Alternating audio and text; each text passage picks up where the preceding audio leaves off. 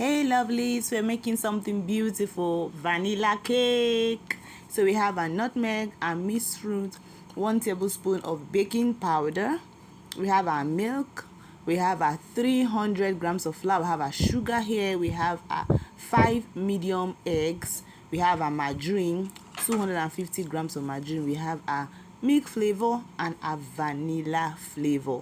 That's all. These are the ingredients we'll need. So 250 grams of butter to 200 grams of sugar to 300 grams of flour to 5 large eggs to milk. So here we go. Our butter in the bowl and our sugar. So we cream one direction, clockwise or anti-clockwise. Don't cream both sides. So I'm creaming anti-clockwise. So I begin to cream until it gets fluffy, very light, very fluffy.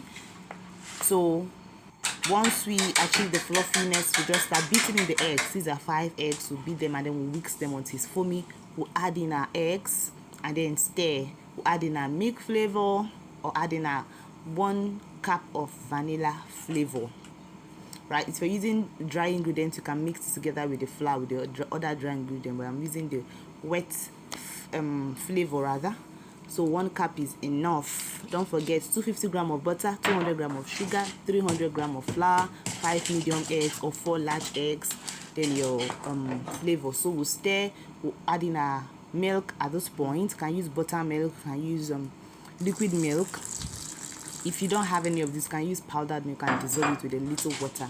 So we stir, and then we'll begin to add in our nutmeg. You can mix it with the flour or you can add it individually. So our our nutmeg, our mixed fruit and our baking powder. So we're adding everything right now and we're going to stir very well to make sure it is well incorporated, right?